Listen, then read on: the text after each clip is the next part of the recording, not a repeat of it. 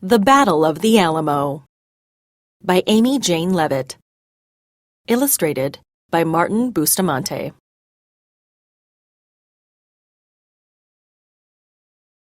Taking sides over Texas. It's December 9th, 1835. The streets of San Antonio, Texas, are filled with excitement. After 4 days of battle, the Mexican leader, General Martin Perfecto de Cos, has surrendered. The townspeople of San Antonio cheer when the Mexican army marches out of the city. Soon the news of the surrender spreads to other Texas citizens, or Texians. The Mexicans feel ashamed for losing to soldiers they consider to be backwards frontiersmen. In 1821, they won their independence from Spain, and that was against a professionally trained army. If the Texians think they have won the fight, they are wrong. The Mexican soldiers know they'll be back to reclaim their honor. Surrendered. If you surrendered to an enemy, you gave up and agreed that the other side won. Across Mexico, many citizens wonder what the fighting is about. After all, Texas is part of Mexico. And even though many Texians are from the United States, most have become Mexican citizens. They always got along with the government. Why are they now fighting against Mexico? The problem started soon after Antonio Lopez de Santa Anna became president in 1834. After Mexico became free of Spain in 1821, the new leaders wrote a constitution. This set of laws protected the rights of the people and gave them the right to vote. But Santa Anna thought the Constitution was making Mexico weak. He decided to make laws of his own. Under these harsher laws, citizens had fewer rights. Most Mexicans went along with the new laws without complaining. But many Texians felt differently about Santa Anna's laws. They came from the United States. They were used to having more of a say in their government. The Texians worried that giving up a few rights now could mean losing more before long. Some Texian leaders were so angry that they started a rebellion. They wanted Texas to break free of Mexico and become an independent country. News of the rebellion in Texas made it back to Mexico City. Santa Anna was furious. How dare these rebels try to steal Mexico's land? In late 1835, he sent General Cos to deal with the Texians. The Mexicans and Texians fought many battles. But after this last battle on December 9th, the Mexicans were forced out of Texas. Now, Mexican citizens all around you are making difficult choices. Many Mexican citizens support Santa Anna. They believe Texas should remain with Mexico. Others are choosing to fight with the Texian rebels. Antonio Lopez de Santa Anna. Rebellion. In a rebellion, people defy authority and fight for change in their political system. Furious. Someone who is furious is very, very angry.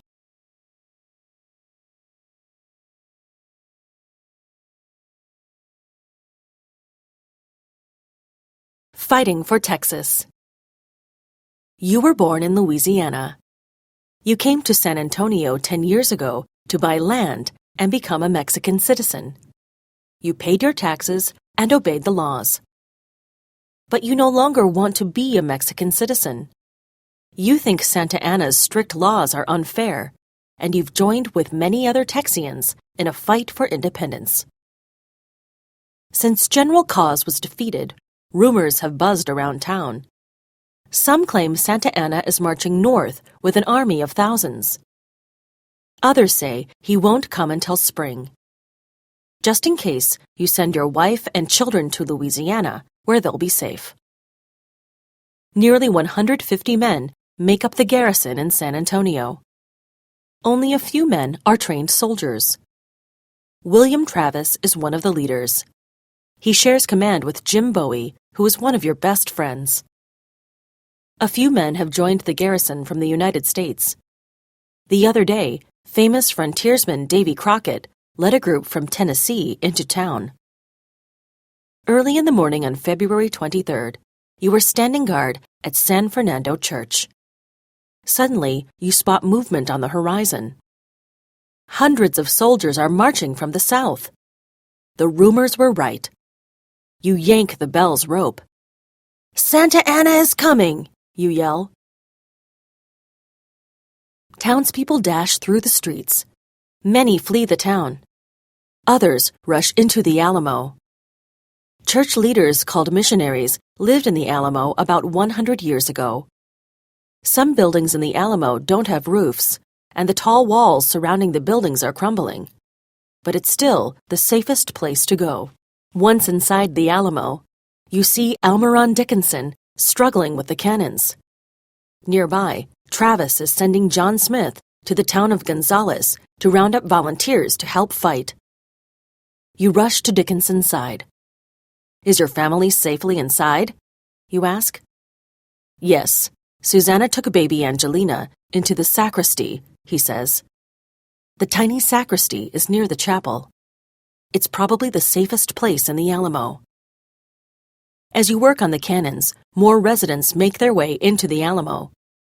Some men lead cows into the back pen. Others cart corn into storage rooms. "We could be locked up in here for weeks," you mutter to yourself. "I'm glad we'll have plenty of food to eat."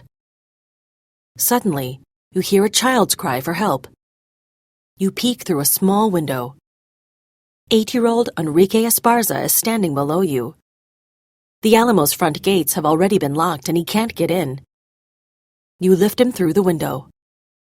"Gracias," he shouts as he races to find his father, Gregorio, one of the volunteer fighters. Just then, William Travis approaches the cannons. "Santa Anna is here!" he cries, pointing to the San Fernando Church. The Mexicans have raised a red flag from the bell tower. When Travis sees it, he scowls. "Ha! Santa Anna wants us to surrender, but we're not giving up." He pounds his fist on a cannon. "Fire it!" he orders. "We'll never surrender to that tyrant." Tyrant. A tyrant is a powerful person who rules others in a cruel or unreasonable way. William Travis spots Santa Anna's army.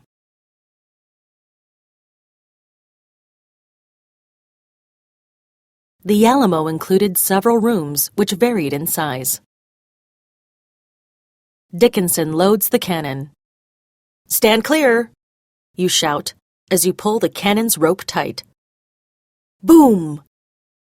Smoke rings rise as the iron ball soars through the air. The Mexicans respond with cannon fire of their own. They continue firing throughout the evening. Luckily, they're still too far away to do any harm to the walls. Travis orders the cannon crew to fire only occasionally. The cannonballs can't be wasted this early in the attack. He knows they will be needed when the Mexicans move closer to the walls. The next afternoon, Crockett stops you in the plaza. "Jim Bowie is very ill. They think it's typhoid fever," he says. You hurry to Bowie's room. Along the way, a man stops you. "Travis wants us to gather supplies from the shacks in La Villita," he says, pointing to the nearby village. "Will you help us?" You agree to go. You push open the Alamo's heavy wooden gates. Then you sprint 300 yards to La Villita. You must move quickly so the Mexicans don't spot you.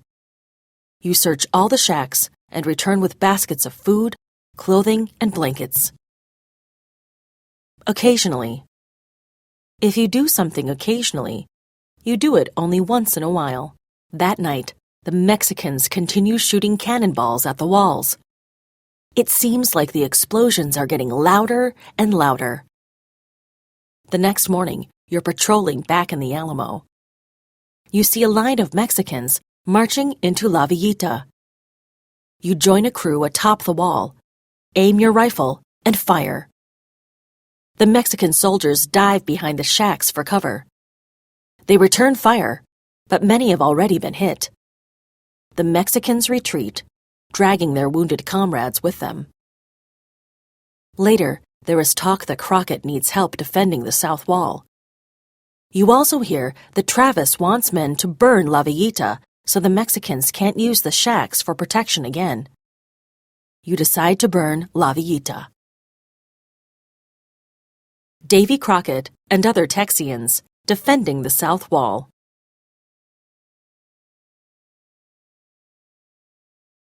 You meet the other men at the gate.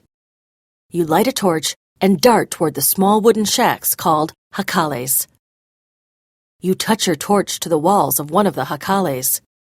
The shack bursts into flames. You move quickly through the village, lighting each jacale as you go. Soon, La Villita is a fiery scene. Across the river, the Mexicans see the flames. They aim and fire. Luckily, no one is harmed. Your crew is already back inside the Alamo.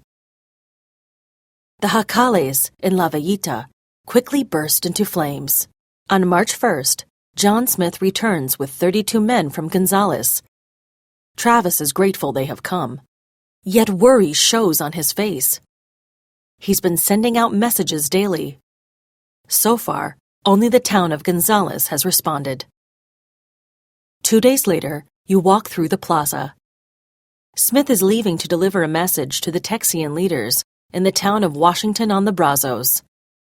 Green Jameson is gathering a crew to repair the crumbling north wall. You follow Jameson to the north wall. It's crumbling from the constant cannon fire. The Mexicans are now only about 250 yards away. You must move quickly to stop the wall from caving in completely. You hammer wood braces and shovel dirt against the stone. After several hours, Jameson tells you to stop. "We've done the best we can for now," he says. The next morning, you visit the sacristy with Gregorio Esparza.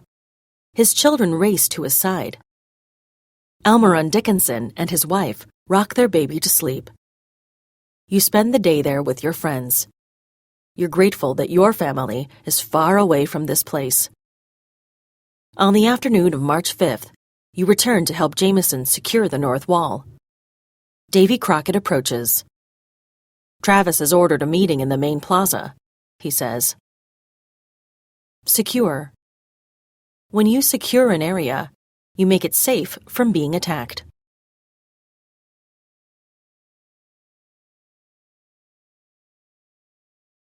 As you enter the plaza, the bright sun warms your face.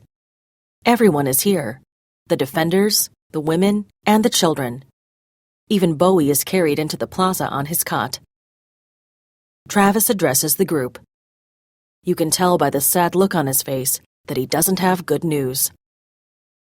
"I've sent many letters to the Texian leaders asking for help," he says. "Yesterday, I saw the Mexicans building ladders to climb the walls. I doubt any more volunteers will get here before they attack." You study the faces in the crowd. They're all pale with worry. Everyone knows what a fight without more defenders means. It's impossible for fewer than 200 men to fight off thousands of soldiers. "I will fight to my last breath," Travis continues. He removes his silver sword from the sheath at his side. He uses it to cut a line in the sand. It stretches from one end of the plaza to the other. "Now you must decide. Cross the line if you want to stay and fight for the liberty of Texas." Davy Crockett, Almaron Dickinson, and Gregorio Esparza step across the line. Even Bowie is carried across the line on his cot. Within minutes, all have crossed the line except for you and a Frenchman named Louis Rose. "I can't stay and die here," Rose says. "This is not my war to fight." Legend says Travis drew a line in the sand with his sword at the final meeting at the Alamo. You think of your own wife and children. You don't want to die, leaving them all alone. What would they do without you? Yet your friends will need all the help they can get. You're sad at the thought of leaving your friends, but you must do what's best for your family.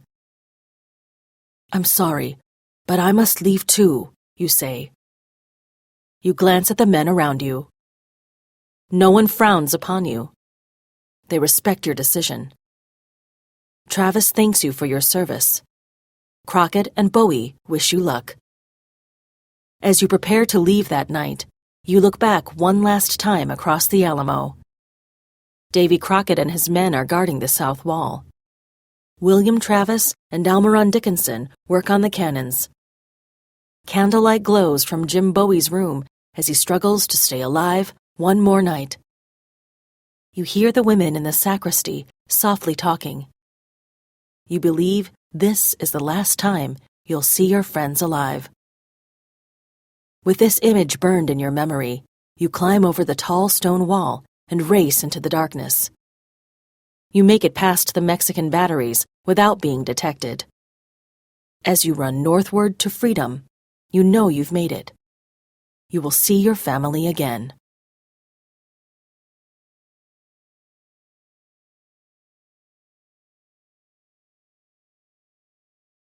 Remember the Alamo.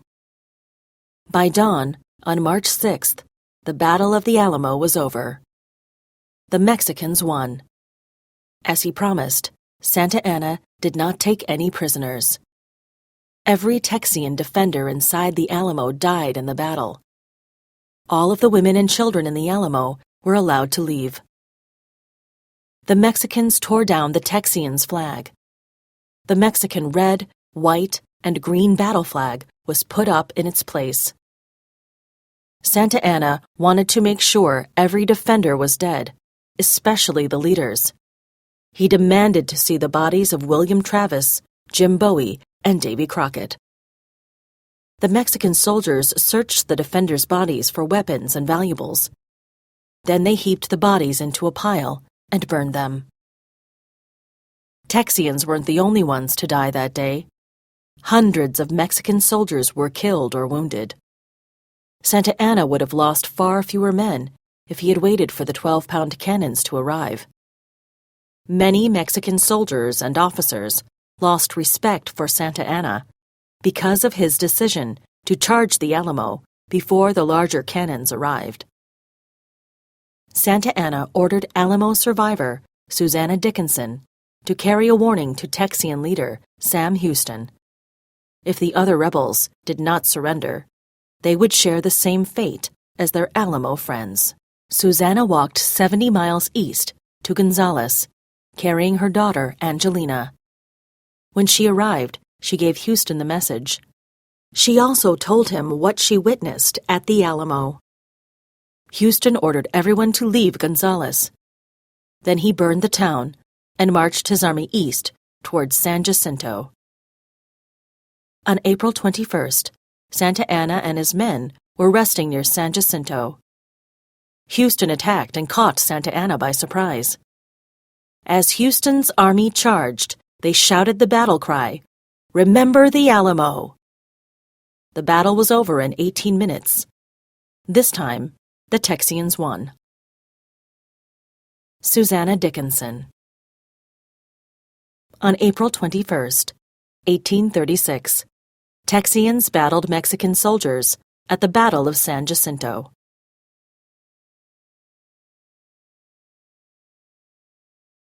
Santa Anna was caught during the battle, and he became Houston's prisoner. The Mexican leader begged for his life. Houston let him live, but not without a price. Santa Anna would have to order his armies back to Mexico and stay out of Texas forever. Santa Anna agreed. Texas was finally free. The Republic of Texas remained its own country until 1845. That year, the Texian leaders decided to join the United States. Texas became the 28th state. To this day, the people of Texas still remember the brave defenders of the Alamo. In fact, on the back of the state seal is a sketch of the old missions chapel.